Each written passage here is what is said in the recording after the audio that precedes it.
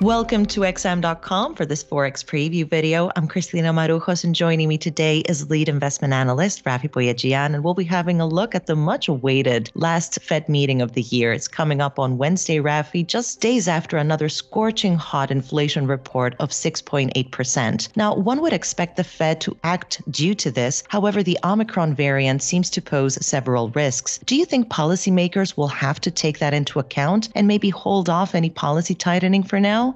Well, that is a really good question, Christina, because the Omicron variant certainly has the potential to put a spanner in the works for central banks' plans to normalize policy, as it does indeed pose fresh downside risks to the growth outlook. However, when you look at the US economy, monetary policy has been too loose for too long, and inflation, as you mentioned, is nearly 7% now. That's a 4-decade high. So the Fed doesn't really have much option at this stage other than to speed up its tapering plans and end its asset purchases early. So that's probably what we're going to get from the Fed on Wednesday, a doubling of the pace of tapering, which would mean QE would end in mid-March instead of mid-June, and then that would pave the way for a rate hike later in the spring, probably at the May meeting. And that's really the main focal point for the markets, not so much the accelerated tapering, because that's mostly been baked into the markets, but the timing of the first rate hike and how many subsequent rate hike FOMC members will be penciling in for 2022 and 2023.